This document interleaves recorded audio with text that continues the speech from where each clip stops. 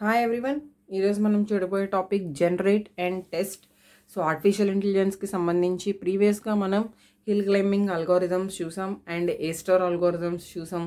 So కొన్ని heuristic search టెక్నిక్స్తో ఉండే algorithms చూసాం, కొన్ని అన్ఇన్ఫార్మ్డ్ సెర్చ్ టెక్నిక్స్తో ఉండే అల్గోరిథమ్స్ చూసాం. అలానే మనకి ఇంకా కొన్ని టెక్నిక్స్ అనేవి వస్తూ ఉంటాయి. అందులో జనరేట్ అండ్ టెస్ట్ అనేది one type of technique. So ఈ జనరేట్ అండ్ టెస్ట్ అనేది ఇంకొక నేమ్తో కాల్ చేస్తాం, that is British museum search అని చెప్పి కాల్ చేస్తాం. ఇదేంటంటే first of all heuristic search technique. Heuristic search technique అంటే మనం ఎంతో కొంత ఇన్ఫర్మేషన్ కంటైన్ చేసుకుంటూ మనం ఈ అల్గోరిథంని సాల్వ్ చేయడం జరుగుతుంది. So that is the heuristic search technique. And ఇది డెప్త్ ఫస్ట్ సెర్చ్ని బేస్ చేసుకుంటూ డెప్త్ ఫస్ట్ సెర్చ్ ఎలా అయితే రన్ అవుతుందో ఆ టైప్లో మనకి ఇది రన్ అవ్వడానికి మనం ఫస్ట్ డిఎఫ్ఎస్ని బేస్ చేసుకుంటున్నాం.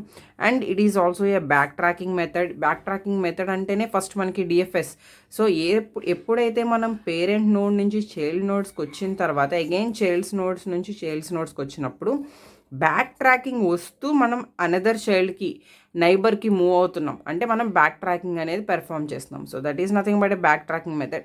ఒకవేళ it is not a backtracking method అంటే మనం వన్స్ డౌన్ అయిన తర్వాత పైకి వెళ్ళి పేరెంట్కి రీచ్ అవ్వం. సో అది మనం బ్యాక్ ట్రాకింగ్ కాదు అని చెప్తాం. బట్ ఇక్కడ డిఎఫ్ఎస్ అనేది ఫాలో అవుతున్నాం కాబట్టి it is also a backtracking method. So ఇక్కడ first of all each and every solution, మనకి ఎన్ని సొల్యూషన్స్ ఉన్నాయో అన్ని సొల్యూషన్స్ని జనరేట్ చేసుకుంటాం. వన్స్ జనరేట్ చేసుకున్న తర్వాత అందులో బెస్ట్ సొల్యూషన్ ఏదో ఫైండ్ అవుట్ చేస్తాం.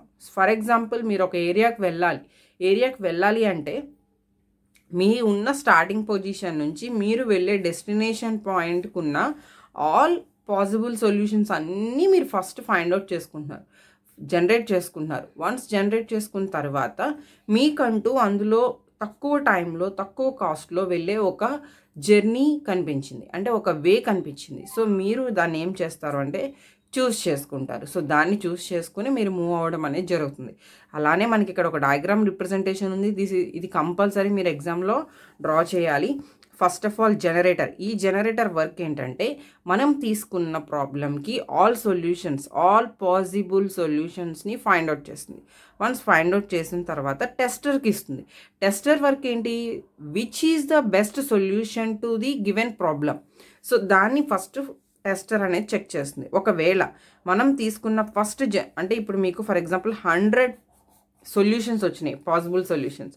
ఫస్ట్ సొల్యూషన్ తీసుకుంది. First solution not a best solution, that is incorrect solution. It is going to the generator. Second solution again it is incorrect solution, again going to the generator. అలా మనకి once వచ్చిన తర్వాత ఎప్పుడైతే మనకి correct solution వచ్చిందో that is stop. అంటే once ఒక్కసారి 100 సొల్యూషన్స్లో best solution reach అయ్యాము అంటే మనం అక్కడితో దాన్ని ఏం చేసేస్తున్నాం? స్టాప్ చేసేస్తున్నాం. So that is the main process of generate and test. అదే మీరు అల్గోరిథమ్ స్టెప్స్లో రాయాలి అంటే కంపల్సరీ ఇవి రాయాలి.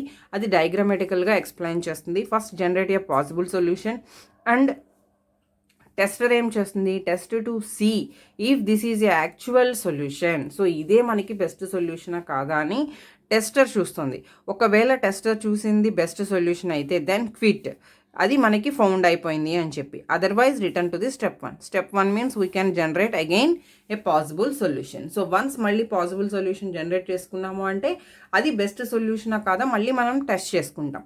సో దీనికి సంబంధించి ఒక గుడ్ జనరేటర్, అంటే ఆ జనరేటర్ అనేదే మనకి ఎక్కువ సొల్యూషన్స్ని జనరేట్ చేసుకునే స్టెప్ తీసుకుంటుంది. కాబట్టి అది ఎలా ఉండాలి ఫస్ట్ అంటే ఏ టైప్ ఆఫ్ ప్రాబ్లం ఇచ్చినా దాన్ని మనం ఫస్ట్ కంప్లీట్ చేసుకునే జనరేటర్ అయి ఉండాలి. అంటే ఎనీ టైప్ ఆఫ్ ప్రాబ్లం దాన్ని మధ్యలో వదిలేసి, లేదు ఎటువంటి సొల్యూషన్ మనం ఫైండ్ అవుట్ చేయలేకపోతున్నాం అని చెప్పి వదిలేయకుండా కంప్లీట్గా ఆ జనరేటర్ అనేది సొల్యూషన్స్ని ఫైండ్ అవుట్ చేయాలి. 1 to 50 చేసేసిన తర్వాత ఇది కంప్లీట్ కాదు అని చెప్పకూడదు. అది ఎన్ని సొల్యూషన్స్ 1 to 100 ఇవ్వగలిగితే 1 to 100 సొల్యూషన్స్ ఇవ్వాలి. And the next one informed. అన్ఇన్ఫార్మ్డ్లో మనకి ఎటువంటి ఇన్ఫర్మేషన్ లేకుండా అల్గోరిథమ్స్ని సాల్వ్ చేసుకుంటూ వెళ్తున్నాం. కానీ informed that is nothing but a heuristic search techniques. So ఇన్ఫార్మ్డ్లో ప్రాబ్లమ్కి సంబంధించి మనం ఎంతో కొంత ఇన్ఫర్మేషన్ తీసుకునే ప్రాబ్లమ్ని సాల్వ్ చేస్తున్నాం. అది కంపల్సరీ ఇన్ఫార్మ్డ్ అయి ఉండాలి. And third one non redundant. So ఇప్పుడు 1 to 100 ఆర్ 1 to 1000 సొల్యూషన్స్ మీరు గెట్ చేసుకున్నారు. 1 to 1000 సొల్యూషన్స్ గెట్ చేసుకున్నప్పుడు మీరు ఫస్ట్ వాల్యూతో చెక్ చేశారు, సెకండ్ వాల్యూతో చెక్ చేశారు, అగైన్ థర్డ్ వాల్యూతో చెక్ చేశారు, అప్ టు 100 వరకు మీరు యాక్చువల్గా చెక్ చేయాలి. కానీ in middle of the process 55 మీరు ఒకవేళ మళ్ళీ అగైన్ థర్డ్ వాల్యూ చెక్ చేశారనుకోండి, అంటే అక్కడ అగైన్ మీరు ఏం చేస్తున్నారు, డూప్లికేట్ వాల్యూస్తో మళ్ళీ చెక్ చేయడం జరుగుతుంది. సో అలా చెక్ చేయడం వల్ల మన టైం వేస్ట్ అయిపోతుంది అండ్ అక్కడ మీరు యూజ్ చేసే సిస్టమ్ వర్క్ వేస్ట్ అయిపోతుంది, ప్రతిదీ కూడా మనం లాస్ అవుతాం. సో దానివల్ల ఏంటంటే రిడెండెంట్ వర్క్స్ని మనం ఎక్కువగా యూజ్ చేస్తాం. అంటే ఇక్కడ నాన్ రిడెండెంట్ అవ్వాలి, డూప్లికేట్ వాల్యూస్ని యూజ్ చేయకూడదు. అంటే రిడెండెంట్ వాల్యూస్ని యూజ్ చేయకుండా మనం నాన్ రిడెండెంట్ వర్క్ చేసుకుంటే అది మనకి గుడ్ వర్క్ అవుతుంది. సో దీనికి సంబంధించి ఒక చిన్న ఎగ్జాంపుల్ చెప్పాలి అంటే, ఫస్ట్ ఆఫ్ ఆల్ మనం for example 0 0 0 0 0 0 and 0 0 0 1 0 1 0 0 sorry 0 0 0 0 0 2 0 0 0 0 0 3 and so on. మనం ఇలా కొన్ని తీసుకున్నాం వాల్యూస్. సో ఇక్కడ ఫర్ ఎగ్జాంపుల్ మనం తీసుకునే సొల్యూషన్ ఇలా 100 సొల్యూషన్స్ వచ్చినాయి, ఇక్కడ ఒక 100 సొల్యూషన్స్ వచ్చినాయి అండ్ ఇక్కడ ఒక 100 సొల్యూషన్స్ వచ్చినాయి. సో ఇది టోటల్ మనం ఫైండ్ అవుట్ చేసిన సొల్యూషన్స్. అలా టోటల్ ఎన్ని 100 ఆఫ్ సొల్యూషన్స్ తీసుకున్నాం? So this is 100 of cube, అంటే టోటల్ 100s మనకి 3 వచ్చినాయి కాబట్టి 100 క్యూబ్ అనేది తీసుకున్నాం. ఈ ఎగ్జాంపుల్ మీరు ఎక్కడ చూసినా ఇదే ఎగ్జాంపుల్ ఉంటుంది, ఎందుకంటే జనరేట్ అండ్ టెస్ట్కి ఒక స్టూడెంట్ మైండ్లోకి ఇన్సర్ట్ చేయడానికి టెక్స్ట్ బుక్స్లో కానీ ఎనీ థియరీ పేపర్స్లో కానీ మనకి ఎక్కువగా ఈ కాన్సెప్ట్కి మనకి ఈ ఎగ్జాంపుల్ ఉంటుంది. కాబట్టి మీరు ఈ ఎగ్జాంపుల్ హ్యాపీగా ఎగ్జామ్లో రాసుకోవచ్చు. ఎందుకంటే చాలామంది అడుగుతున్నారు ఇది మేము ఎగ్జామ్లో రాయొచ్చు అని చెప్పి, రాయొచ్చు, ఎందుకంటే మనం చెప్పేదే మీకోసం. సో మీరు డెఫినెట్గా నేను చెప్పిన ఎనీ పాయింట్ నన్ను అడగాల్సిన అవసరమే లేదు, మీరు హ్యాపీగా ఎగ్జామ్లో రాసుకోవచ్చు. So that is 100 cube means చాలా రిజల్ట్స్ వచ్చినాయి, అంటే చాలా సొల్యూషన్స్ వచ్చినాయి. ఒక ప్రాబ్లమ్కి నియర్లీ 1 మిలియన్ ఆఫ్ సొల్యూషన్స్ అనేవి మనం గెట్ చేసుకున్నాం. సో గెట్ చేసుకున్నప్పుడు ఇందులో ఎన్ని ప్రాబ్లమ్స్ చేయడానికి ఎంత టైం పడుతుంది అండ్ 100 క్యూబ్స్ ఆఫ్ ప్రాబ్లమ్స్ అంటే 1 మిలియన్స్ ప్రాబ్లమ్స్ చేయడానికి ఎంత టైం పడుతుంది, ఇవన్నీ కూడా మనకి చాలా జనరేట్ చేసుకుంటాం ప్రతిదీ. దాన్ని ఇంకా తగ్గించుకోవటానికి ఏం చేస్తాము అంటే మనకి ఇక్కడ కొన్ని రూల్స్ అనేవి పాస్ చేసుకుంటాం. సో ఈచ్ అండ్ ఎవ్రీ సొల్యూషన్ని మనం ఒక టెస్టర్కి పంపించి ఫైండ్ అవుట్ చేసుకోకుండా మనం కొన్ని రూల్స్ పంపిస్తాం, అంటే that is prime numbers choose చేసుకోవడం కానీ, సో ఇలాంటి ఒక లాజిక్స్ని వీటికి అప్లై చేస్తాం. So which number is prime number, అది బెస్ట్ సొల్యూషనా కాదా అనేది చెక్ చేసుకుంటున్నాం. సో అలా ఏమవుతుంది అంటే నెంబర్ ఆఫ్ 1 మిలియన్స్ ఆఫ్ సొల్యూషన్స్ని గెట్ చేసుకుని చెక్ చేసుకునేటప్పుడు ఓన్లీ ప్రైమ్ నెంబర్స్ ఆఫ్ సొల్యూషన్స్ని మనం చెక్ చేసుకోవడం వల్ల నెంబర్ ఆఫ్ చెకింగ్స్ అనేవి మనకి తగ్గుతాయి.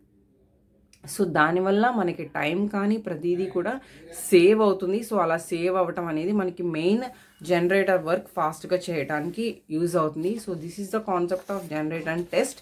మీరు ఈ ఇన్ఫర్మేషన్ అంతా రాసి నేను ఏదైతే వాయిస్లో ఎక్స్ప్లెయిన్ చేశానో అవి కూడా మీరు ఓన్గా కంటెంట్లో ఎక్స్ప్లెయిన్ చేసుకుంటూ రాయాలి. నేను ఈ టాపిక్ మీకు అర్థమవడం కోసం నేను ఇంత క్లియర్గా చెప్పడం జరిగింది.